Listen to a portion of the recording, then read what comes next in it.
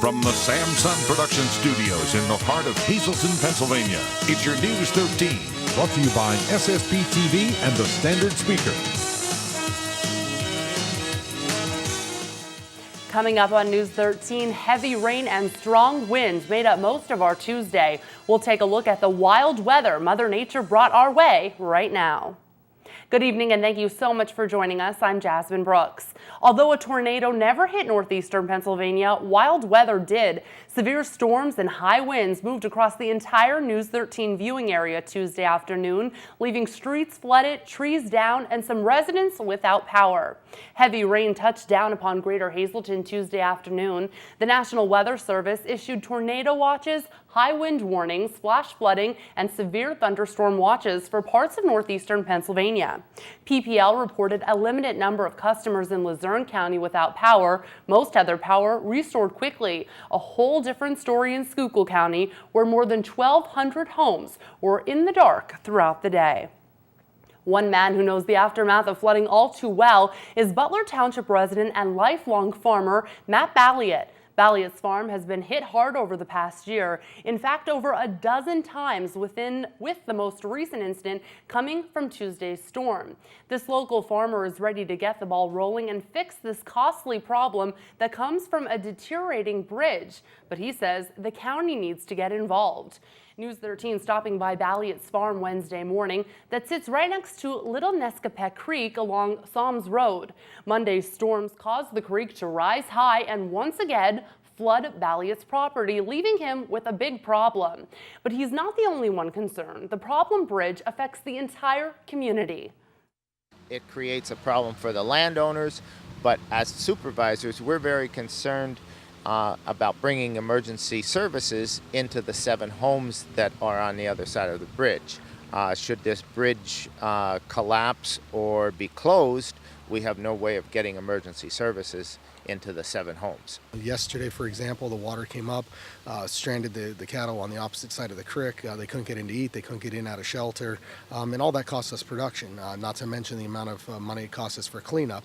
And what we're looking for is we've gotten some interest through different government agencies to do some improvements here to help with the floodwater in the past year, but they can't do any of the design work until the county tells us what they're going to do with their structure.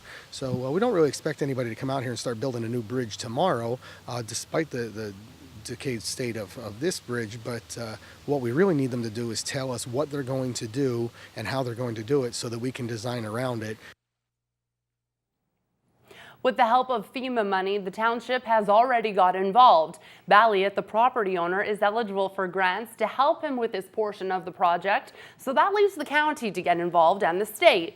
The county's job would be to replace the structure. Balliet says he has been trying to bring attention to this problem for several years and says it's not just an inconvenience, but it's costing him money along with his livelihood. He is concerned also for his community.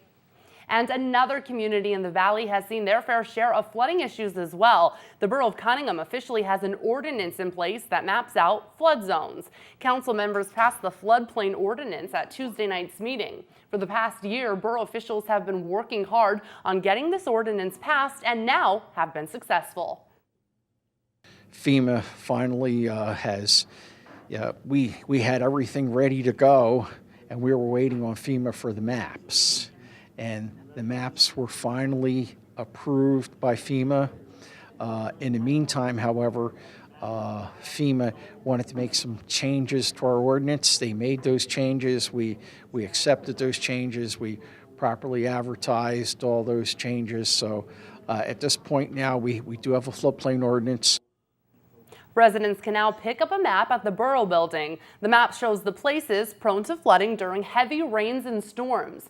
Due to the changes made, residents are advised to call insurance providers if they believe to be located in a floodplain area.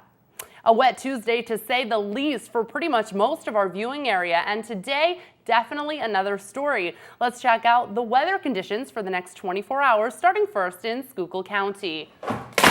Tonight we're going to see clear skies with a calm wind, a low down to 39 degrees. Tomorrow sunny skies with a wind of 5 to 9 miles per hour, your high reaching 68 degrees.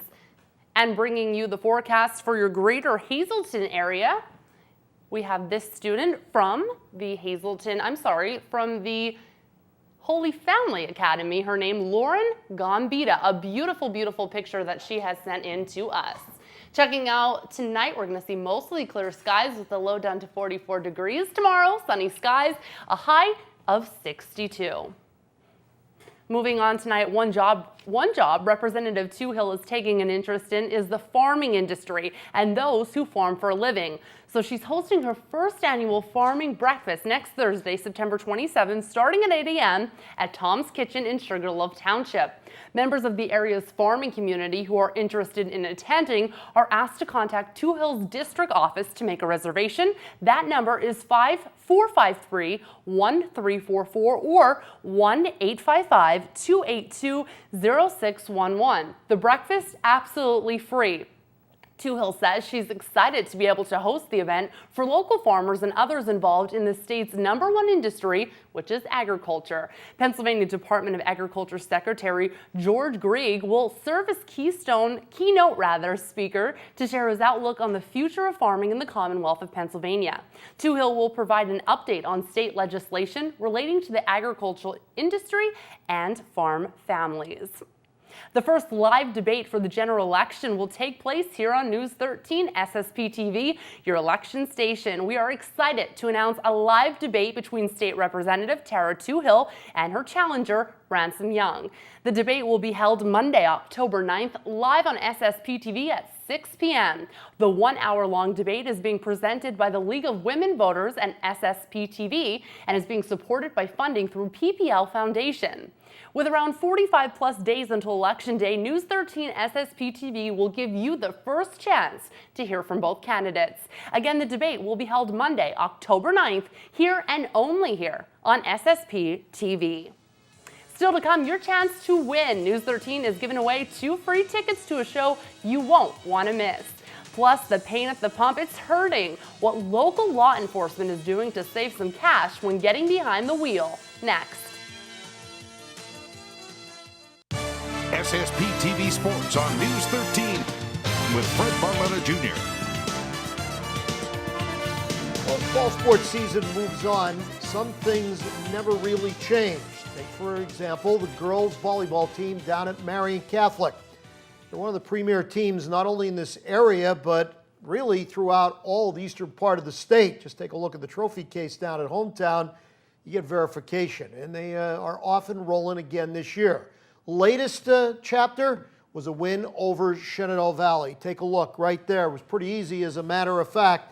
Straight sets. They knock off the Devils, and Mary Kate Shirkness, 15 kills, and boy, that name Shirkness, it never goes away down at Marion, does it? From year to year, generation to generation. That was the name yesterday, and the Phillies come away with the win. Meanwhile, Pine Grove made easy work of things against Tamaqua. 3-0, straight set win there. That's volleyball. Let's move over to tennis. Jim Thorpe in a good one with MMI. 3-2 the final. Jim Thorpe ends out on top of that one, not without Gabrielle Lobitz winning 6-0, 6-3. So she had a good day, but they were the only 2 wins for the MMI preppers. Today, a lot of things going on. Rains have cleared out. We've got cross country down at Hazleton area. Matter of fact, they run down at Valley Elementary School. The cluster is there. You got Crestwood, MMI, Dallas, Hanover, all of them in town to take on the Cougars. Meanwhile, in the Schuylkill League, 1-on-1, Monomoy at Nativity, Marion at Pottsville, Tamaqua at Schuylkill Haven. Tonight, under the lights, a 6:30 start. Abington Heights in town to play some hockey. Lady Cougars won their last one for their first win of the season. See if they can keep it going tonight. Golf out on the links. Hazleton area hosting Berwick. As far as soccer, what you got today in boys soccer, MMI is at Myers. That is postponed, so no make-up date on that. Pottsville at North Schuylkill, Pine Grove, Tamaqua are on. Girls soccer, MMI Hazleton area. That one moved back to tomorrow because of wet field conditions, so that'll be tomorrow. And they're going to play it at the Raiders Field at Cougar Park, MMI Hazleton area girls soccer. Tamaqua Blue Mountain still on. Tennis, Tamaqua Hazleton area. Volleyball, Hazelton area at Coughlin. Pocono Mountain west of Tamaqua. North Schuylkill at Blue Mountain.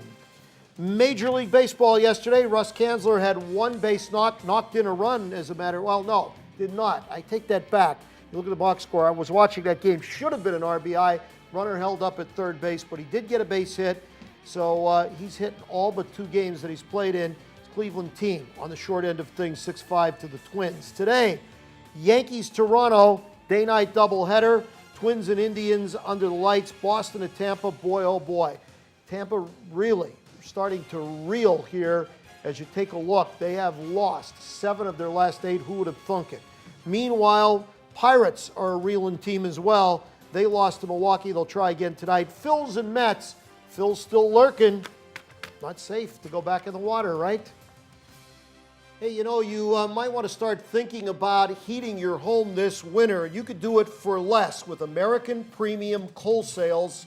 They offer locally mined quality anthracite at a very, very fair price. It's available for pickup or delivery. And you know, if you order 6 tons or more, you'll qualify for a $10 per ton discount. Now, want more information? You got to contact American Premium Coal Sales. There's the number. It's even toll-free if you're outside of the area. And they're there Monday through Friday, 7 to 4. There's their Saturday hours. Boy, can you beat good old-fashioned anthracite coal to heat your home. Up now on your screen, those winning midday lottery numbers. Good luck to you if you played. Your daily number, 962, Big 4, 2998. Quinto, 33013, and your treasure hunt for tonight, 219, 21, 27, 28. Good luck.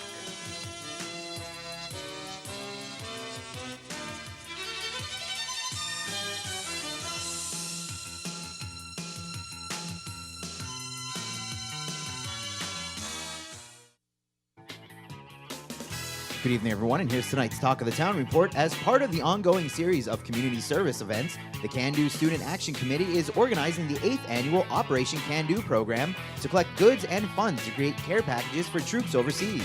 Donations can be made now until October 23rd at Can Do offices. The care packages will be prepared and delivered in time for the holiday season. For more information, please call 570-455-1508.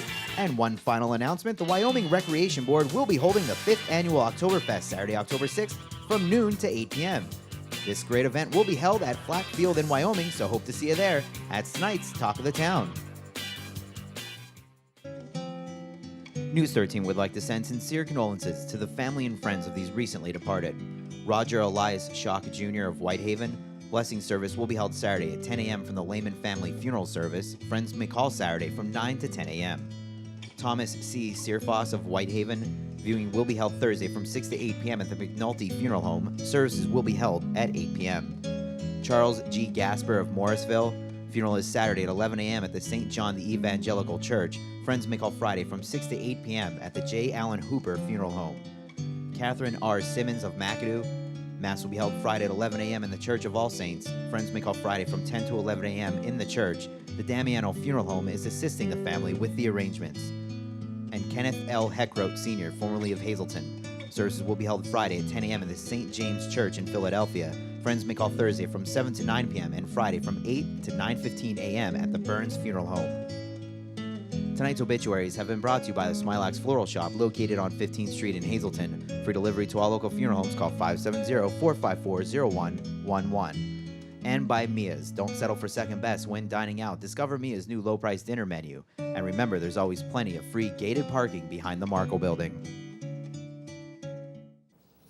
Starting in October, News 13 will welcome Hazelton City Police Chief Frank D'Andrea once a week for a new segment called Chief's Corner. The chief will talk about different laws already in effect, others that may be proposed for the area, and he'll even discuss recent crimes and address concerns. We're doing this as a service to you, and that's why we want you to be involved in this segment.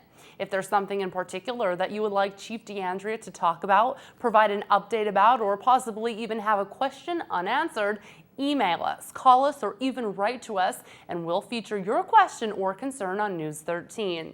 We need all inquiries by September 28th. You can use Kristen Bazinski's direct email, kristen@ssptv.com, or call us 459-9813, or mail us at 109 West Broad Street, Hazleton, 18201.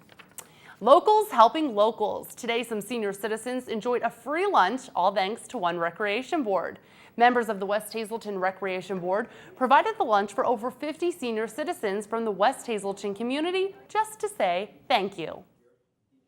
It's a program that we started 3 years ago, and it's just one of the things that the Recreation Club likes to do. We do a lot of things for the kids, so this is something for our seniors.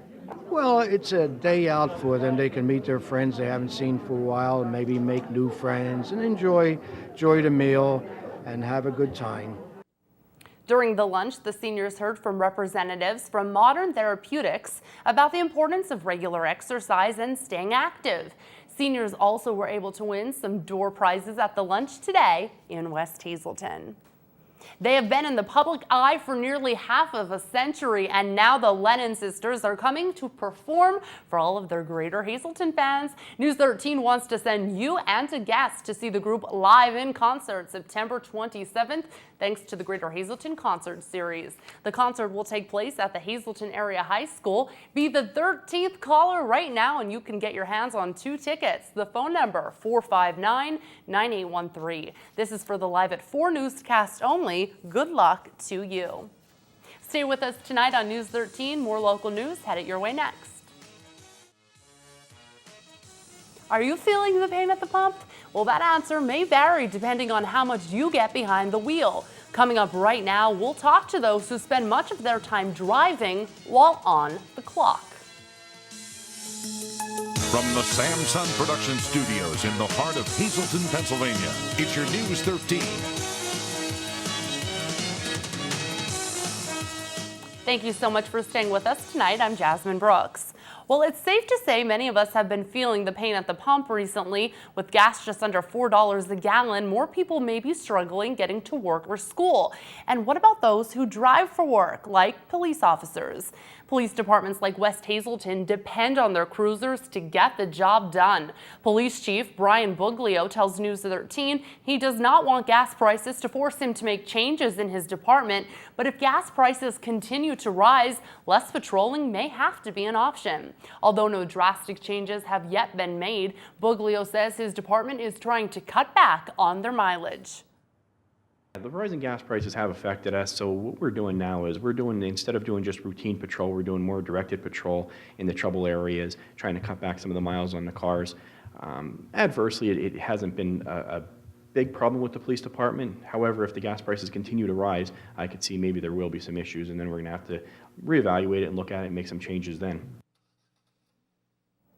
Wednesday's gas at Groceries Plus in Hazleton, 5 cents shy of $4 a gallon. Now, motorists usually get a break this time of year with gas falling in time for winter, but unfortunately, that's just not the case this time around. Since Labor Day, gas prices have climbed over 10 cents a gallon. Some areas are already seeing the highest prices since spring of 2011.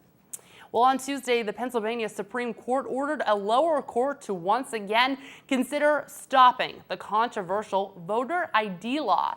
With the presidential election right around the corner, some could be kept from letting their voice be heard and vote simply because they don't have the proper ID. With the interest of deciding in time for the November election, the court promised a quick hearing. The purpose, to determine how the state will fulfill the law to make sure that all voters will have access to approved voter identification. So what photo IDs are approved? U.S. passports, Pennsylvania driver's licenses, and student ID cards issued by an accredited Pennsylvania college or university. All valid IDs must have an expiration date. According to the Pennsylvania Department of State, an estimated 750,000 Pennsylvania voters do not have a valid ID. The first live debate for the general election will take place here on News 13 SSPTV, your election station. We're excited to announce a live debate between State Representative Tara Toohill and her challenger, Ransom Young. The debate will be held Monday, October 9th, live on SSPTV at 6 p.m. The one-hour debate is being presented by the League of Women Voters and SSPTV and is being supported by funding through PPL Foundation. With around 45 plus days until Election Day, News 13 will give you the first chance to hear from both candidates. Again, the debate will be held Monday, October 9th, here and only here on SSPTV. A fire alarm forced guests to evacuate one local hotel Wednesday during the early morning hours and left them standing outside in the rain for nearly an hour. But there was no fire, and although the fire department did show up, it was police who needed to take control of this situation. The inconvenience came from one intoxicated guest staying at the Candlewood Suites in Sugarloaf. Police tell News 13 Michigan resident Joseph Berkelbaugh set off a fire extinguisher outside of the room his co-worker was staying in, causing the fire alarm to go off.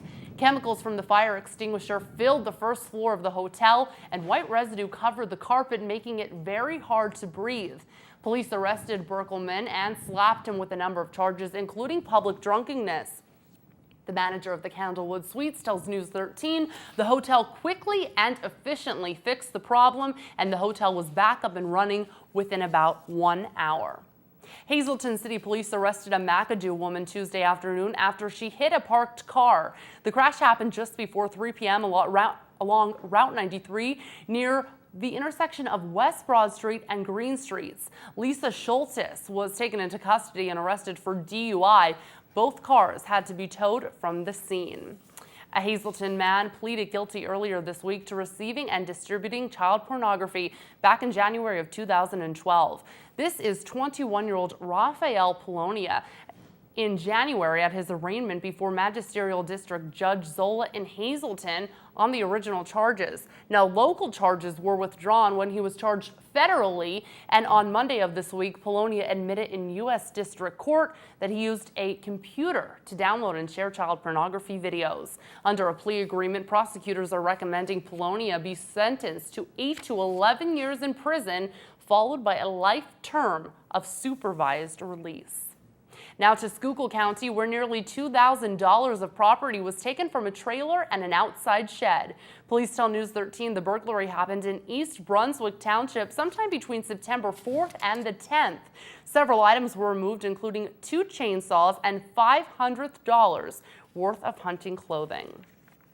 We now know the identity of the person killed Monday on Interstate 80 in Sugarloaf Township. Traffic was backed up for miles westbound on 80 after a motorcycle rider, 59-year-old Joseph Stadinayer of New York, crashed his bike. The crash happened Monday around 2:30 in the afternoon and shut down 80 West for about 2 hours while state police conducted their investigation.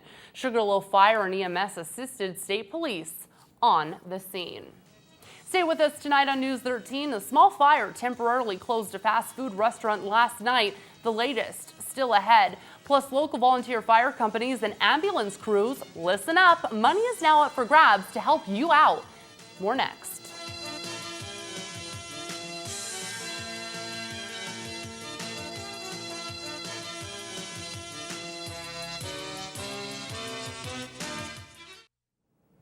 $30 million in grant money is up for grabs for emergency volunteers. All fire and volunteer ambulance and rescue companies are eligible to apply for the Fire Company Volunteer Ambulance Service Grant Program.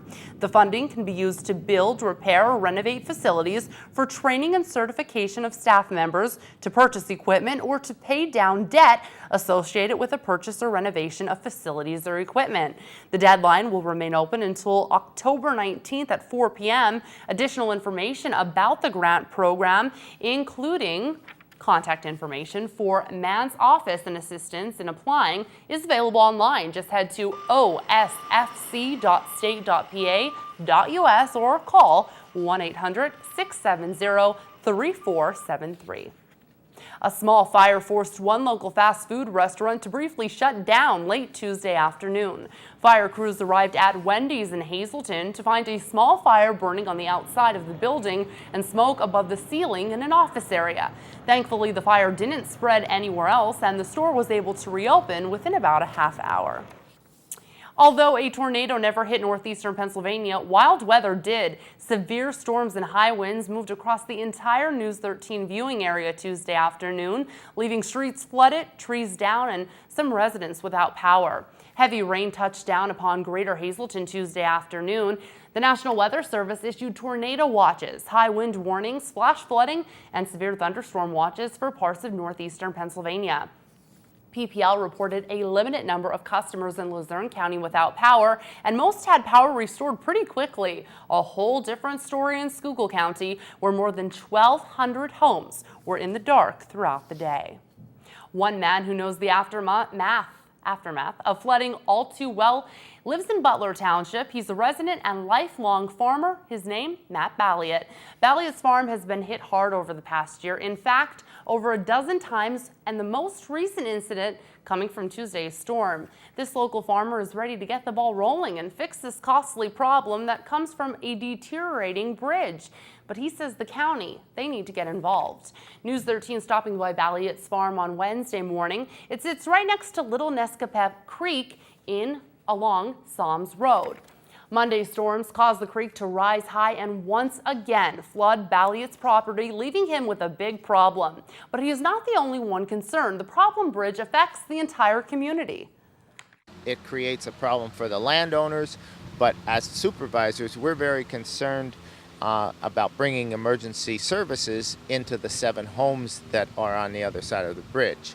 Should this bridge collapse or be closed, we have no way of getting emergency services into the 7 homes. Yesterday, for example, the water came up, stranded the cattle on the opposite side of the creek. They couldn't get in to eat, they couldn't get in out of shelter, and all that costs us production, not to mention the amount of money it costs us for cleanup. And what we're looking for is we've gotten some interest through different government agencies to do some improvements here to help with the floodwater in the past year, but they can't do any of the design work until the county tells us what they're going to do with their structure. So we don't really expect anybody to come out here and start building a new bridge tomorrow, despite the decayed state of this bridge, but what we really need them to do is tell us what they're going to do and how they're going to do it so that we can design around it. With the help of FEMA money, the township has already got involved. Balliot, the property owner, is eligible for grants to help him with his portion of the project. So that leaves the state and the county to get involved. The county's job would be to replace the structure. Balliot says he has been trying to bring attention to this problem for years and says it's not just an inconvenience, it's costing him money along with his livelihood. He is also concerned for other community members. Plans for an energy storage facility were put on hold Tuesday night in Hazel Township. The Hazel Township Planning Board tabled the proposal for the Flywheel Energy Storage Facility that would be built in the Humboldt Industrial Park. Representatives from Beacon Power were at the meeting Tuesday night and talked with the board about the facility and the subdividing of a piece of land in the park. The planning board and the developers agreed to table the land development proposal so that all the plans can be reviewed by both sides and a decision can be made at the next meeting. Beacon Power would like to build a 20-megawatt flywheel frequency regulation plant capable of absorbing energy. The facility will be built off Stony Creek Road in the Humboldt north section of the park. Stay with us tonight on News 13. The wild weather may be a thing of the past. A sunny look ahead with tonight's forecast is next. Plus, we'll head to one school where they are taking a new approach at stomping out bullying. I headed to the castle, and that's where we'll head next with these lovely cheerleaders. Stay with us. All around the Hazleton Area School District, the anti-bullying program officially kicks off October 1st. But this Friday, here at the Hazleton Elementary Middle School, they're doing a pre-kickoff. Right now, I'm joined by the cheerleaders, the captains, actually, of the cheerleading squad, the Mountaineer cheerleading squad, that is, and they're excited to be here and talk about this pre-kickoff. So first of all, why are the cheerleaders such an important aspect for Friday's event? Well, since we're the Students Ambassador, we play a big role for the school because everyone looks up to us, and they would like really listen to us because, you know, we're the cheerleaders, we show spirit and all that. You have a positive attitude and you're leaders of the school. Yes. Okay, perfect. And so you have two really important guests coming, and who are they? Tara Tuhill and the Attorney General. Okay. They're here to give a speech about anti-bullying program, and they're also here to show us some videos about past bullying experiences. All right, and finally, why is anti-bullying education so important to you? Well, I think it's important because there are a lot of kids getting bullied in the school, and this would just help them to speak up and be proud of who they are. And are you proud to be a leader? Yes. And how do you show leadership every day in school? Well, we do help around the school with like helping teachers and cleaning up after the classroom and stuff. All right, well, thank you, girls, for this week's District Newsmaker. I'm Jasmine Brooks at the Castle, and I'm going to leave it now to you girls. They actually have a very, very special cheer on anti-bullying. Take it away. Set! Hazleton! All together, yeah! Just be nice! Hazleton! All together, yeah! Better think twice! Hazleton! All together, yeah! Just be nice! Just be nice! Just be nice! Just be nice. A wet Tuesday, to say the least, for pretty much all of our viewing area, but today on this Wednesday was definitely another story, so let's check out the weather conditions over the next few days, starting first in Schuylkill County, where tonight we see clear skies with a calm wind and your low just under 40 degrees, hitting 39. Your 4-day outlook in Schuylkill County goes like this. For your Thursday, sunny skies, a high near 68, then partly cloudy will move in at night with a low of 47 degrees. For your Friday, partly sunny with a high of 72, a low of 53 degrees. The weekend, sadly, a little bit of a chance of rain coming in on Saturday afternoon, partly sunny with a high of 72, and then at night again, mostly cloudy with 50 for your low. Into Sunday, a chance of showers, mostly sunny with a high of 63 degrees and partly cloudy skies at your Sunday night with a low of 42 degrees. Bringing you tonight's Greater Hazleton forecast is Lauren Gambita from Holy Family Academy, and these conditions look about right for today. Tonight, mostly clear skies in the Greater Hazleton area with a low down to 44 degrees. Looking at your 4-day outlook, sunny skies for your Thursday, partly cloudy, 52 degrees. Friday, partly sunny skies, a high near 69 and your low hitting 55 degrees. Into Saturday and Sunday, a chance of showers. Partly sunny Saturday, besides that with a high of 71 degrees. Your low 50 degrees. And then for your Sunday, a chance of showers, mostly cloudy on that day. A high of 61 degrees and a low of 41 degrees. And that's going to do it for us tonight, so thank you so much for making us a part of your day. You can catch this newscast again with a rebroadcast throughout tonight, or just go to our website, SSPTV.com. There you're going to find everything Greater Hazleton, Schuylkill County, and beyond, just one simple click away. On behalf of your News 13 team, be safe, and we will see you Thursday.